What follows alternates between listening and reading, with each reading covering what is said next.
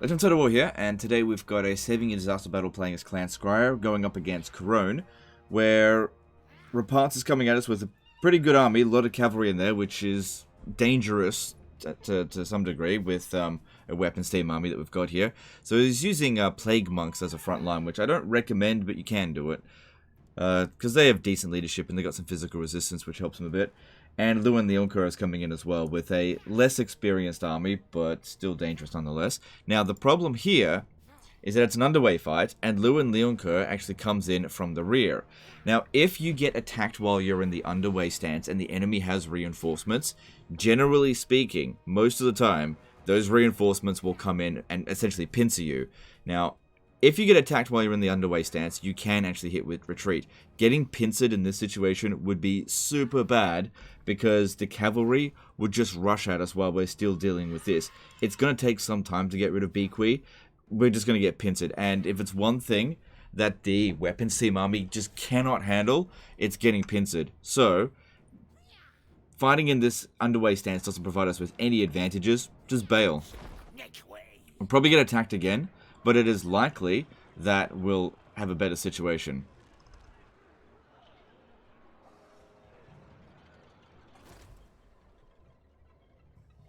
Oh wow, we really ran back a fair distance. Yeah, they're coming at us again, but now they're not going to pincer us. Okay, so and we've got ourselves a warp bomb in this location. Yeah, don't be afraid to run away. It's not that bad. Okay, now let's have a look at this map here. And let's hope the map is actually okay. We're in the forest. Okay. Okay, let's just jump in here. We don't have a choice this time. There's no running away. Still gotta deal with the same number of forces. But Lewin Leoncoeur should be reinforcing from this location. That gives us some time. At least it's not going to pincer us. Alright, let's jump in here and decide. So, there are two possible places here to set up. There's a big high ground, but the problem with that, with the high ground advantage here, is that they can flank us, and it makes it really difficult for the rattling guns to see, and I'm not going to be able to stretch them all the way around the hill. And if we stretch all the way around the hill and they charge up one area, then you've spread yourself out too thin. So there's a lot of things that can go wrong with holding a high ground like this, right? Up here. It sometimes seems like the obvious choice, but isn't always. Oh, he's coming from the opposite side. Then the other option is taking the flat terrain over here with the trees at our back. They're less likely to come around this way, because that's the direction they're coming from.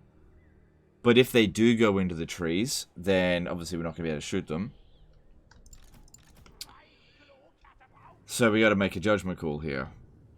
You know, setting up over here isn't a great idea because the trees are in the way.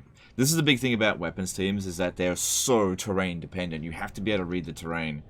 It's one of the most important things when using a weapons team army. Like, super strong. This isn't built perfectly, obviously. Super strong type of army, but you've got to be able to read terrain, which just comes from practice.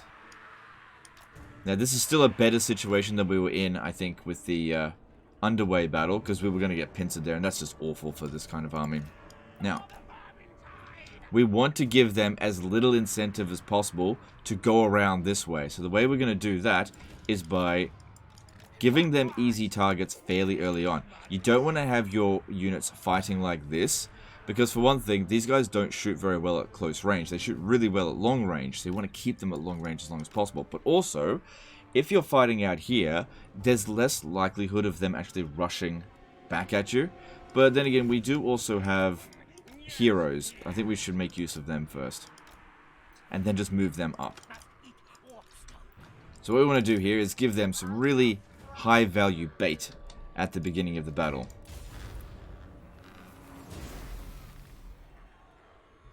They started off tired. But yeah, we really don't want them coming around this way.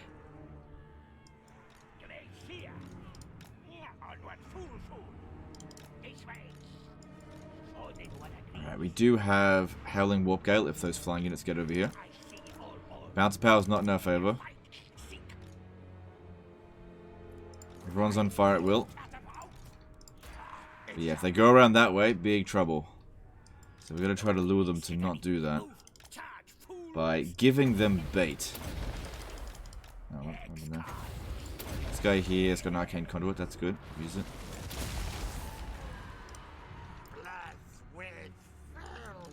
I give it. Yeah, see that one going around over there. That's not good. Not good at all. Having someone fire out that way is not ideal right now. Okay, we have got to get these guys to come around over this way.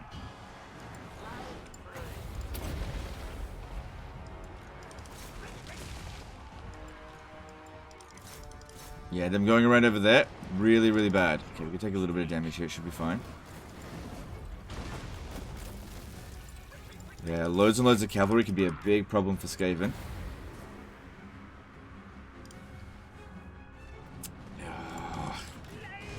These guys over here. AI love to flank. This is why it's great to hug a corner. Basically, the wider your front, the more plague priests you're going to need.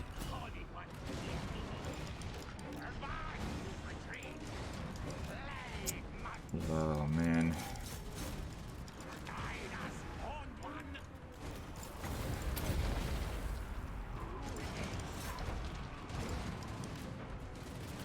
Okay, so far, okay. How about we put that down there and try to warp bomb it?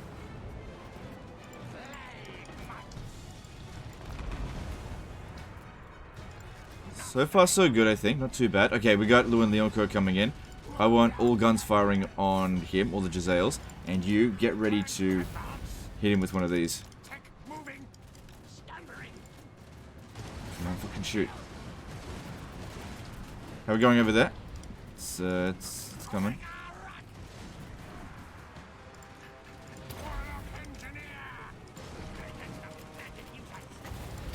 You know what? The plague monks aren't doing too bad. Okay, hang on. Here we go.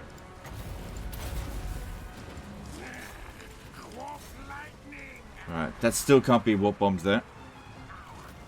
This guy here is taking a bit too much damage. Just hold back as long as possible.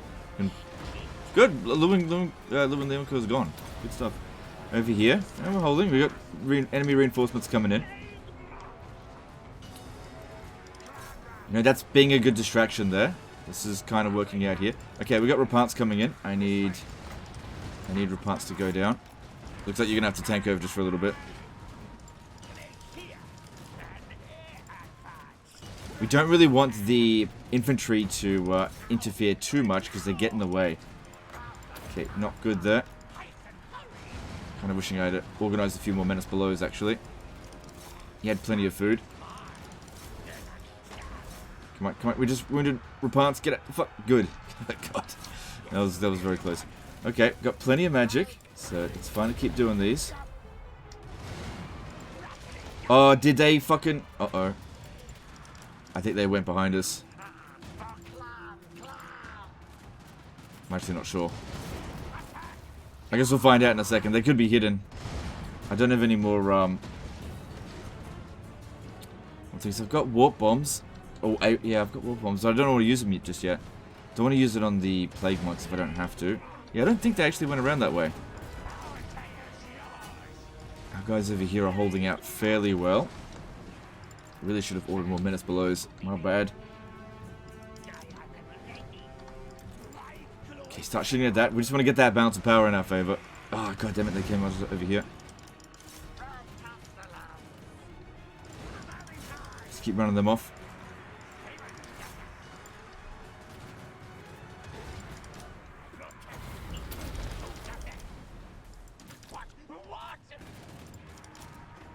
This guy's not a dead unit yet.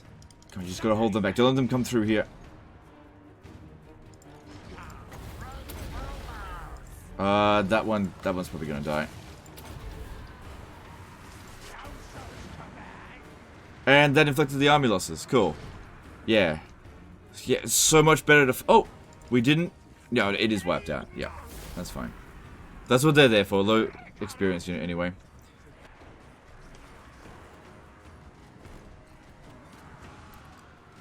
Yeah, difficult to deal with when they're coming at you from all over the place. You just got to keep your eye on everything, and eventually they're just going to come through, because we had to have a very thin front line there, because they had to stretch all the way around in like a 180-degree angle.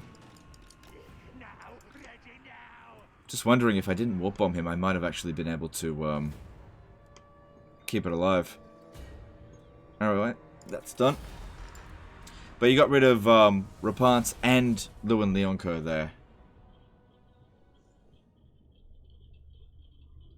Because yeah, the infantry wasn't a problem. Very easy for dwarves, for Skaven to handle infantry, but it's the fast Bretonnian high damage cavalry.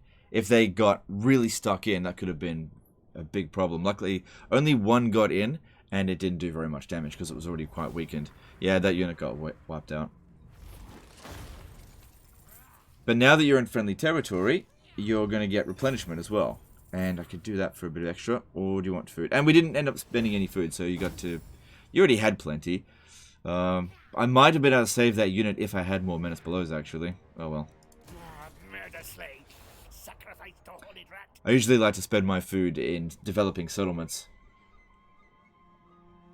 Yeah, because he was in the underway stance over here. Oh man, you got a big invasion coming through. Another thing, and I say this all the time with Skaven, you gotta be the... Oh, you already own most of the map. Cool.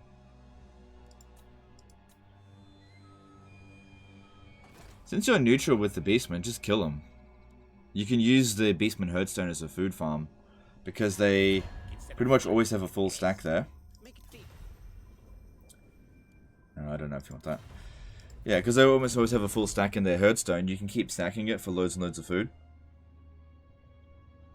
Not that you've got a problem with food at all, but you can always have more food, and then you can spend more food.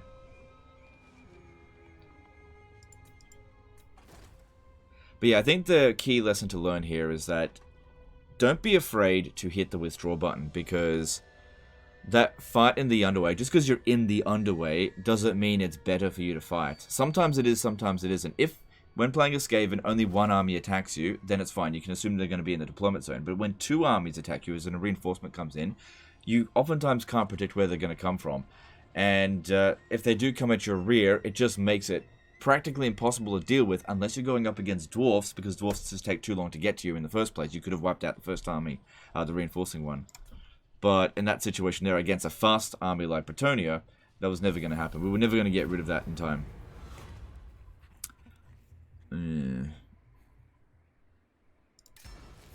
Well, shit. Is that this one here?